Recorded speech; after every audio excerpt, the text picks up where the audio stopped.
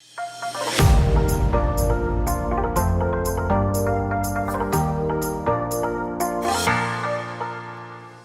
there, my name is Meredith White, and I teach Spanish just outside of the greater Washington, D.C. area in Atlanta. And I am in Gwinnett County. I teach Spanish 1 and 2 at the high school level. And these are going to be some, in the next 15 minutes, of my favorite features for virtual teaching, hybrid teaching. I'm literally going to show you the things, the only things really, that have allowed me to keep my sanity. I'm using the word sanity very loosely here, but somewhat some kind of semblance of my sanity. And I'm excited that hopefully you can use them or incorporate them, or even just take one little tidbit and maybe modify something. But ultimately, I do not want you to feel the obligation to have to do anything, of course, or feel like you're not doing enough. You are, even if all of this is all new or I go too quickly. So you have this video to access. And you also have access to this slideshow. And in the speaker notes of each slide are lots of helpful links. Some of them even link to helpful videos and slower, more detailed descriptions, as well as templates. So please take anything you see, take everything you see, share it, whatever you need to do to make your life a little bit easier these days. Ultimately, when we look at the 6 core practices, when we're thinking ACTFL, the mothership, they tell us what to do. We think of standards, we think of can-do statements, but we also have the 6 core practices. So with these sort of habits that I've gotten into now with hybrid teaching, we were 2 weeks virtual and then slowly incorporated students back in, which has been very interesting. So we're sort of half and half. Some are in person in front of us, and then the rest are on Zoom. We still have to come back and look at these core practices. We've had to give up a lot of things or modify a lot of things, but ultimately, these can still be incorporated, even if it's not how we were doing before. Okay, so nothing about kind of what we're teaching or how we're teaching philosophically has changed, but the logistical aspects have definitely changed. So I hope that you can see too how these practices or these things that I've been doing, these files that I'm going to share and templates feed into these 6 core practices from ACTFL. Ultimately, these are 3 questions, and I can move my face here. Oops, wrong mouse. This is like, listen, this setup is like NASA because it has to be. So we all have 7 screens, 8 computers, 14 mice. I know those numbers don't match up, but you get what I'm saying. And so move my face here so you can read. These are the 3 questions that we as a department asked ourselves at the beginning of this adventure experience is, what can we immediately scale back or eliminate altogether? And why were we sort of covering it before? Why do we feel that sense of pressure, that obligation? What will be assessed and when? Let's get that calendar planned out and go ahead and be able to tell kids when things are and what's on them, or what skill they're going to need to do, what mode, whatever it is. Like a good university syllabus, day 1 of class, it's like, here you go. Here's when the paper's due, information forthcoming. Here's when the final is. All of that stuff is set. And lastly, how consistent are we with each other and just with ourselves from unit to unit and quarter to quarter, but also with each other? My department has a structure, thanks to our amazing department chair, of sort of 3, 2, 1. For every unit, there are 3 little summatives, 2 medium summatives, and 1 larger summative. So kind of like classwork, homework, quiz, and test. We have 3, 2, and 1 per unit. So that is 6 grades a unit. And we do 3 units in a quarter. So the students on each report card, if they have those 3 units and 6 grades a piece, they will all have 18 grades on their report card. That way things are still worth like certain amounts, and there's still some value in doing makeup work, and they're a little bit still invested numerically. And we also offer all retakes and all these different things. So it doesn't get to the point where one thing can either make or break, or doing 7 things barely makes a dent. It's a really nice, thanks to my department chair, like I said, who's incredible, it's a really nice balance of the percentages. So as we're looking at some of these procedures, all of these things are going to basically play into how we're able to teach proficiency-wise. If we're teaching, as we should be, as we're trying to so hard, teaching for proficiency and not just memorization, obviously. We want language to be memorable, not memorized. All of these will play into organization, daily logistics, technology, planning, and ultimately, I think, a good lesson plan and a good classroom culture and a good solid work ethic on all parties involved are ultimately the best advocacy, because our programs speak for themselves, and people see what you're doing, and the work is good and the work is therefore valued. We hope. And so so the stage is kind of set more or less. Here, I have listed some of my favorite hacks for like different applications. And so I've put in the corner kind of what the program is. So you'll see a few of them are Google. If you use Chrome as your browser, and here's where we go like fast and dirty, okay? If you use Chrome as your browser, you can actually put all of your bookmarks in one place and then open your daily bookmarks when you sit down for the day. So what this looks like for me, and again, you get this presentation, so in the speaker notes are lots of notes for you. This is what my browser looks like. And so when I sit down, I just have to click on daily school tabs, and I right click and I hit open all 8. And instead of going through and opening all of the tabs I need for the day, attendance and email and Teams and Zoom and all of those things, I can just open them up as a group after I choose open all.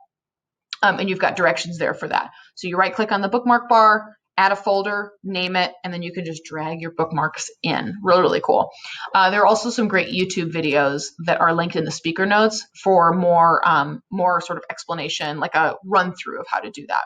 So really, really handy. Then I just sit down, get my computer, log in, and I hit boop, right click, I open them all, and I'm not sitting there trying to remember, and I can start a little bit more efficiently.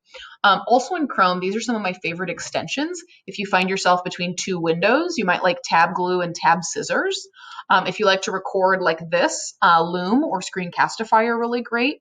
And then to save authentic resources and different images and websites that you see, I love Pinterest and the Google Drive extension to put them then into my Google Drive for the specific unit folders. So if I see a really cool article on, fashion or, non-binary pronouns in Spanish, I'm like, ooh, save. And through the Pinterest and Google Drive Chrome extensions, I can save those immediately into my collections based on unit, based on when I think they're going to come up in conversation. Lastly, Print Friendly will create a PDF of any website, and you can go through and choose what all you want to be in that PDF. So you can delete ads, unwanted text, keep images or delete images, have students match up text with images, same article, but you just kind of pruned it a little bit for what you want them to see, maybe as a pre-reading. And numbered tabs will number your tabs so that you can quickly navigate through each one. On your computer, if you hold Control and then click a number, it's going to take you to the number of the tab that you have open. So if you have 5 tabs open, Control 5 is going to go to tab 5. Control 2 is then going to flip back to tab 2, and so on. So I have the numbered tabs extension so that it numbers them and I don't have to count every time. Otherwise, I'm like 1, 2, 3, Control 3, and then it's not really more efficient. So these are some of my favorite Chrome extensions if Chrome is your preferred browser. And it is mine. I will say several of these, as I said, are Google Suite, Google Drive tools, Google Suite tools like Google Drive, Google Forms, but I do not use Google Classroom. So you are not limited to that only if you have Google Classroom. I've linked here on the slide that says Forms and Sheets. I've linked here my late turn-in form where students let me know that they've retaken something for a higher score or turned in some makeup work. Instead of 70,000 emails all the time, they just click this and then I get to it and I check it about 2 to 3 times a week, one time. So like Tuesday, Wednesday, Thursday at the same time in my planning. I don't check it constantly. It's not like a rolling thing. If they're going to redo it, if they're going to do it late, it's not really on we're not really on their time schedule anymore. They're going to have to kind of acclimate to mine. So I do check it 3 times a week, but I don't go out of my way to check it more than that. I've also created a touch-free hall pass. So if your students are phasing back in person, you'll see that this one has a Google form that I made a QR code for. So the students, it's right behind me if you can see. Can you see it right there? There's the QR code. And so they scan that if they want to go to the restroom or the office or anything. And then it's no touching involved and it can stay, it's like sanitary, it's their own device. Lastly, I gave you at the bottom there a spreadsheet template where I've kept all of our logins and join codes and how I told them to log in with what account and so on, because that's also a lot, especially when students are just virtual. Figuring out what accounts to use. What was my username? I'm like, another 75,000 emails. So I've kept that all in one place, and I just embedded it into our learning management system. So I'm like, oh, you don't know what to log in? Ta-da, take the spreadsheet. And I can just point them back to where it is on our course page. And again, it puts the ball back in their court. So a lot of these things are kind of like, think of like lobbying, like they put the ball in our court. Nope, it's already there. And you can send them off and have really consistent messages and a consistent party line. Have you turned in the late form? Did you check the technology tools tab? And so on and so forth. So we're moving right along, about 4.5 minutes. I've also linked in here, if you use Google Slides, which I recommend, some of my daily templates, as well as everything and anything I've made Bitmoji Classroom or sort of virtual classroom. The Bitmoji is optional, but it's delightful. And I show my students I display these things to my students by using the publish feature in Google Slides. So if you kind of tinker around in slides with these steps, you can also download all of your slideshows as PDFs, and the hyperlinks remain. And like I said, with the file publish mode, you can force it in present mode. So when students open it, it literally looks just like what you're seeing now. Let's say it was lesson plans or, a presentation with videos embedded, and they don't need to see all the stuff on the outside. You can just force them into a present mode. And we as a school have to post our lesson plans that way. So it's really handy. Another slides feature I've made is sort of a help desk. These are like the 6 questions I was getting a million questions about in March, but then also at the beginning of the year. So I streamlined them and made some gift stickers in a slideshow that then link to how-to videos of like how to do that. Literally the email one is like how to email, because these poor students, Generation Z, I need you to do better. Okay. Like they're literally like, where do I click now? Like, oh my God, compose an email. And they're like, I don't want to compose music. It's not music. It's just a fancy word for write. So it's been kind of hilarious. And I can't think about it too hard or else I'm like just so amazed. But I took all of our like frequently asked questions and made a little run through like screen share videos, kind of like this, where I'm like, here's where you find your grades. Here's where you check your email. Here's what email is, and so on. So if you want that, that's also in the speaker notes. Please take that. And if it applies, just go ahead and use my video. That's no big deal. Lastly, I use my Google Calendar a lot, and I put units basically as events. And then I've also attached some information in the speaker notes about how you can make appointment slots. And you can also attach things like files, like those PDFs. Let's say you made that slideshow into a PDF with hyperlinks, and then you can attach to the calendar, bada bing, bada boom. It's now attached under the unit. So the calendar is really handy. I know this is really fast, but these are all my favorite things. We were only given 15 minutes. Lastly, for planning, I like to use kind of an everyday IPA format. Like they read or listen to a thing, they negotiate with the thing with comprehension or interpersonal or whatever, and then they produce something. Even a grocery list is presentational writing. So it's like in, together, out. And these are some of my favorite sites to do those things and to get those kinds of content. And what's really cool is, like it says, like the key is they can't do the third piece without the first and the second. So they have to engage with those authentic resources or engage with the video, whatever it is, and then, play around with their comprehension and then respond with a video or writing, etc. Anne-Marie Chase out of Nevada is incredible. And so if you're also interested in quick ways to assess what they're understanding, she has some really neat ACTFL aligned proficiency, like quick quiz rubrics that she uses formatively.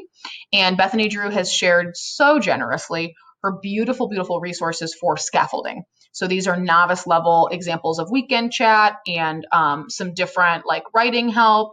I've also linked a couple of my favorite reusable resources so you can create your own text message conversations, be it like in an image or in video form, which is really fun, just a different way to change up reading comprehension.